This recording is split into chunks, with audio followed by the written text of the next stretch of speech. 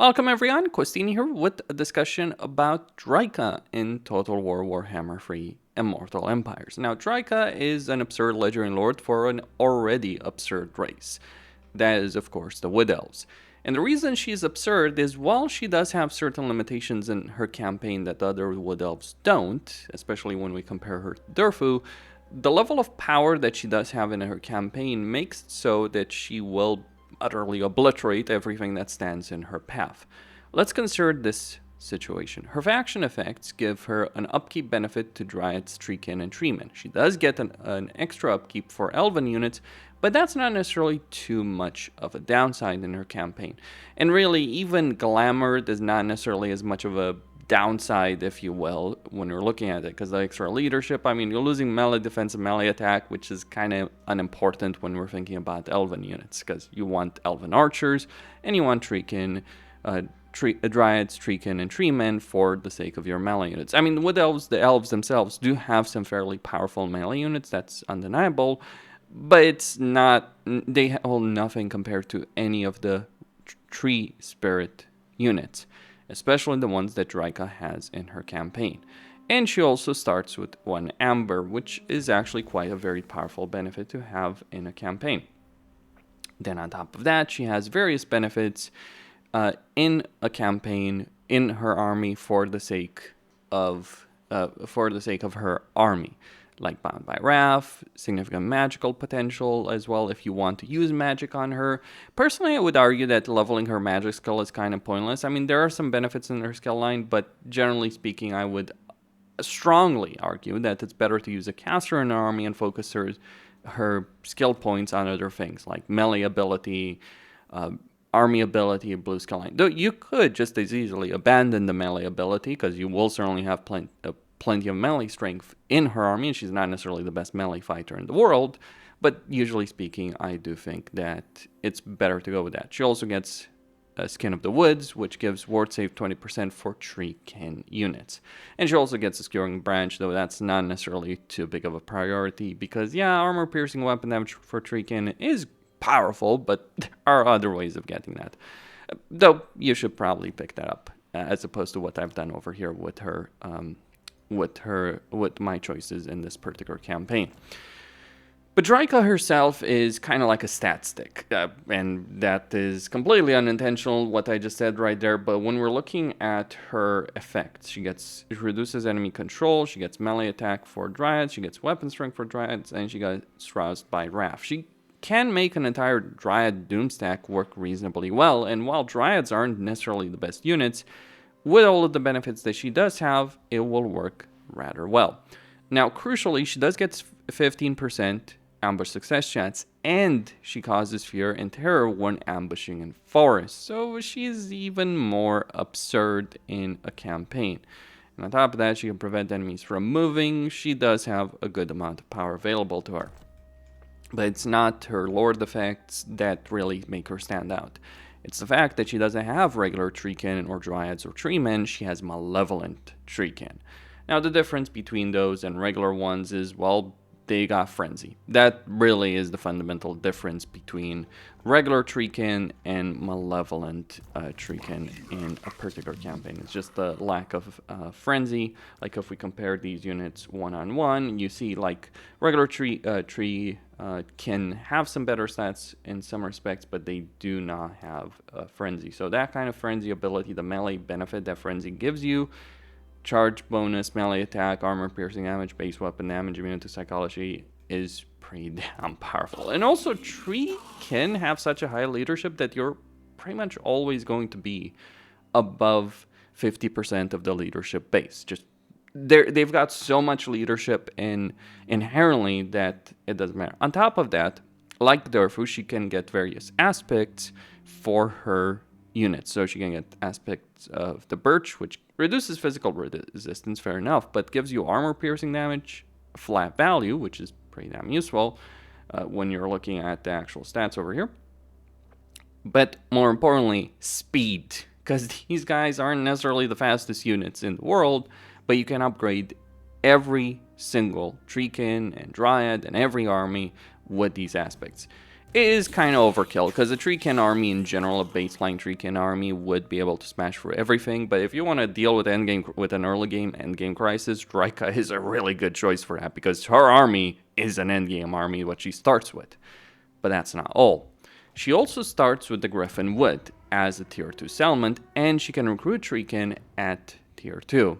So very early on in her campaign, she can unleash the Treekin Tide, which is a significant benefit compared to Orion and compared to the Sisters of Twilight. There are, of course, downsides. She can't recruit the best range units of the Elves. That's certainly the case, but it doesn't really matter that much that you don't have some of those units. I would argue it's not really that significant in her campaign. Her offices are decent enough, though certainly not the best when we're looking at a Wood Elf, at some of the Wood Elf benefits. Furthermore, she can only recruit Ancient Treemen as, well, early on she can only recruit Ancient Treemen.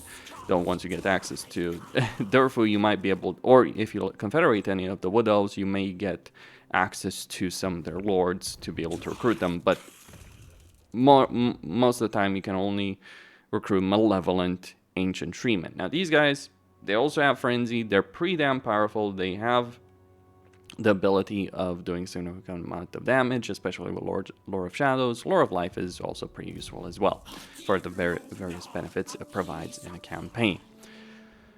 Okay, those are some of the benefits. The downside is that she doesn't start with the Oak of Ages, so she's going to have to get it. Now, the reason the Oak of Ages matters is at tier 2 is going to give you growth in all provinces and control in all provinces. Though control is not really too much of an issue in a Wood Elfin campaign, growth absolutely is.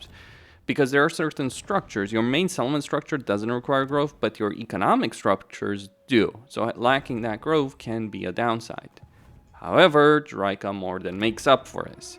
Because she does start in Amber, she can get the construction time benefit for all buildings. She can reduce upkeep for all Dryads, Treekin, and Treemen. That is a fairly substantial benefit in her campaign that she can start with. And to be fair, it's not necessarily the only choice that is available. You can go with Wisdom of the Poplar, which gives you a growth benefit. The fact you start with Amber presents opportunities that other Wood Elves don't have until much later once they heal a tree. Furthermore, given the starting position you have over here with the Griffinwood and the Ostermark being as something you can easily take and get a lot of growth and heal the forest relatively quickly, this also creates opportunities to get the second Amber pretty quickly, more quickly than either Orion and Durfu can get access to. Even one Amber. Worth remembering that. And while she lacks the growth situation, she does have a landmark over here in Mordheim that gives her Purified Oak, which reduces which reduces upkeep for Dryads, faction-wide, growth benefit 15. So that's not quite as the Oak of Ages, but if you look at the Oak of Ages at tier 2 gives you 20 growth. So even if you, and it takes a decent number of turns to get it to tier 2. Whereas as Drycha, you can get access to this very quickly in your campaign. So realistically, if you could take the Oak of Ages relatively quickly in this campaign, it would open up, and combine it with the Purified Oak, this would open up a significant amount of possibilities in the course of this campaign. And she can also get a significant amount of growth over here through Foraging Groves, that because you can get 20 growth in all adjacent provinces. So we're looking at 40 growth with 15. You do the math of that, right? There's a significant amount of growth available in this particular campaign. Bit of advice, if you're playing Wood Elves, always go for the Trappers Den first, because the extra growth this is going to give you is going to be significant. But you can see here that's turn 41. I've got one economic building maxed out, another one is being maxed out, and soon enough I will be able to get the winery as well and start generating a good amount of money in this campaign. Especially once the Griffinwood reaches tier 5. So, good amount of benefits. And furthermore, because you do start with tier 2 settlement, it does mean you have more building slots available, which is another advantage compared to other Wood Elven campaigns. It means you can get more heroes, more unit types, but crucially the heroes.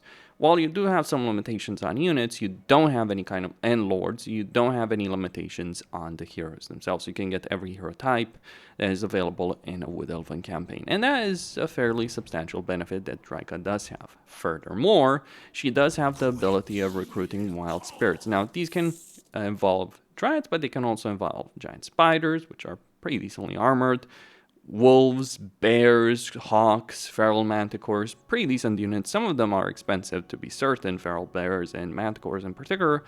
Also the hawks as well, not necessarily the best units, but they are units you can recruit anywhere, potentially in a particular province. So if you look at this army, you can see over here, while this army is damaged, that does have the ability of recruiting some units like a hawk, a dryad, a giant spider unit over here. The landmark that is available in this particular province is not necessarily the finest landmark in the world, though it does give you forest attrition for enemy armies in region, immune to vampiric attrition, and gives you hero crew rank +3 for branch raves. Decent enough, but really the benefit that you're going to want to get is the Caffeine one. Here I didn't get it so far in this campaign. I've been focusing on other things, like building a network of alliances or good relations over here with, for instance, Reichland and others, though some of those alliances have fallen short.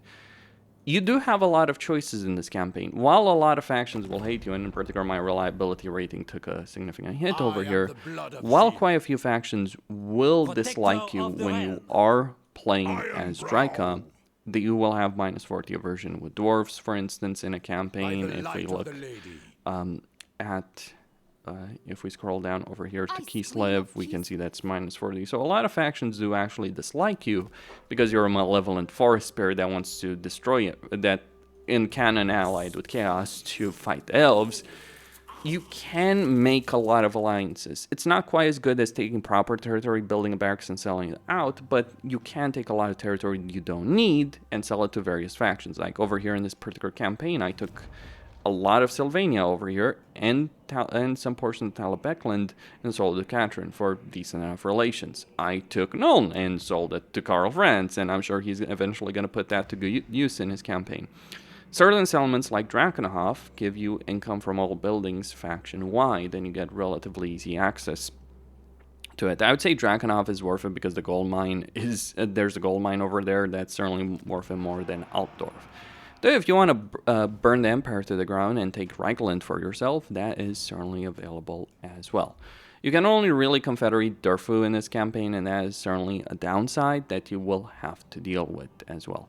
You do have severe limitations in terms of Wood Elven confederations, but you have one of the most powerful freaking armies in the entire game. No joke, fighting Drycha is fighting an endgame crisis. Like, there are very few foes, there are very few factions that I'm terrified of actually facing in a battle from the beginning of a campaign. Certainly, most of the time when I'm facing a Legendary Lord one-on-one, I'm not typically horrified of that. Drycha is horrific to deal with because she's got a lot of leadership debuffs. She's got Treekin, Malevolent Treekin, which are really powerful. They cause fear. She starts with a Tree Man, which causes terror. Her Dryads cause fear. So yeah, there's a significant leadership debuff.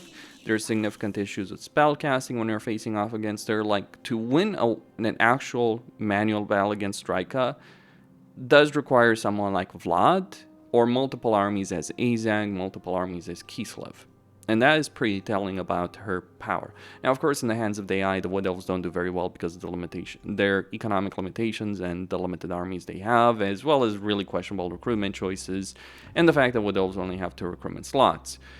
But she is in a really, really strong position. Now, her short campaign does require her to take the entirety of Athalor in one way or another.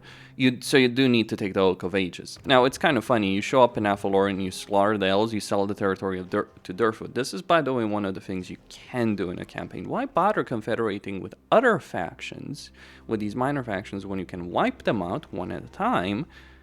Certainly with Orion, different discussion, but why bother with these minor factions? We can take the territory, get incredible relations with Durfu, who's going to take a lot of this territory here, and this would give you growth to the Oak of Ages, and then confederate one faction. That's, by the way, the better choice. If you're playing Wood Elves, I would recommend at least wiping out one of these factions, involves Anvil or the Crack Holes, selling it to the other, the one that's more convenient, because some of these quests can genuinely be annoying to actually deal with, I would argue. Or taking both of them out so you can get access to their territory easier and build up however way you want. The AI does make some very questionable choices in terms of the buildings that they construct here. Or rather, the AI always feels the need to construct something, so one of the things you actually want in Wood Elven settlements is a lot of economic buildings, which is something the AI under the Wood Elves under AI control will not handle very, very effectively. Though you can end up generating a decent amount of money once you do take control over all of Laurent. It is a bit of a slower paced campaign, but what I think is really the selling point of this campaign is the choices you have, the diplomatic choices. You want to ally Azak, you can do so. You want to ally Ungarim against Azak, you can do so. You want to ally Katrin, you can do so. You want to burn Kislev to the ground and salt the earth, you can do so. Climate is not an issue. Various choices, various possibilities. You want to play This is Total War campaign and declare war on everyone, you can do so. You have the power to win those battles. And actually fighting, and the Empire is an easy foe to deal with in this particular campaign. Therefore, it has the benefit of being able to confederate everyone for the quests, to be certain. Though I've started to really question the benefit of that particular benefit. Well, of course, getting Orion, getting his sisters is always significantly beneficial. But the minor factions of the Wood Elves, honestly, I would rather just wipe them out and take their territory and get a lot of money and experience in the process than get a bunch of armies that I'm just going to disband anyway because they're poorly built and I can't afford them, regardless. So those are some of the things that you will have to worry about. And again, you can get along quite well with a significant number of factions. Interestingly enough, you can get along quite well with Kebie. For all the reasons. Maybe all the wrong reasons in a campaign, but it is certainly doable. And it's kind of interesting, like this faction over here, you can confederate them. In most campaigns, and all the other Wood Elven campaigns, it's worth it because they have some malevolent forest spirits. So it's worth it just showing up over here with an army, fighting one battle against Kebie, and then making a peace. Or just going on a rampage and against the Burning Wind Nomads and then selling the territory to Xiao Ming, who's likely to confederate them anyway. That's just some of the decision-making you have to make. I would say while Drycha's campaign is slower in some ways, it's going to take you a while to get the Oak of Ages. There are benefits in starting away from the Oak of Ages, like being able to get a ritual relatively quickly over here in the Griffinwood. While the Sisters of Twilight do have it better because they start with both the Oak of Ages and they start far away, and they have access to the confederations with Orion and, well, with everyone here in Laurent. While the sisters do have their own advantages, Drycha flat out has the better start. She's got a faster start in terms of like building up her initial tree at the very least compared to the sisters, who are just going to make do with Glade Guard in the crucial first few turns of their campaign. Which is honestly like between Treekin and Glade Guard, I'd rather have Treekin. Between regular Treekin and Malevolent Treekin, I will go with the Malevolent version any time of the day. Like, I've seen these guys defeat endgame armies on their own. Like, there was a particular battle I was fighting against some really powerful foes, and like the rest of my army, we defeated one of the armies and then they shattered because like too many enemies, too many armies at the same time. Except for a couple of Treekin units that stood their ground and won the battle at like kind of last second. That is the power of Treekin in a campaign. Malevolent Treekin, they'll obliterate pretty much everything that stands in their path. They just have that extra strength for a unit that's already ridiculous enough to begin with, and only Drycha has the ability of recruiting them. Sure, you can get some in other campaigns for confederations, but yeah, Drycha is just absurd as a campaign. And the fact that you can obliterate someone like Azak, someone like Vlad, which is a fairly tall order for many other legendary lords, the fact you can do so is indicative of just the sheer strength that she does have. Of all the Wood Elven campaigns, while I certainly do like the sisters, and Orion can be ridiculous, and Durfa's Confederation can be also really nice, I would say this is actually my favorite Wood Elven campaign, because just the absurdity of her starting strength in her campaign. Though it can be a bit complicated because of the sheer distances involved over here with the Ostermark, and if you're playing on Legendary, you can bet the Ostermark is going to throw a full stack against you. It's not the question of defeating it, it's a question like you're wasting time dealing with that as opposed to taking territory that could give you some diplomatic opportunities you wouldn't have otherwise. Regardless, Drycha is well worth playing as a campaign if you're just looking to obliterate your foes and have a more interesting diplomatic situation on your hands than the other Wood Elves may have. Costin here, signing out. Don't forget to subscribe, like, and enable notifications, and stay tuned for more.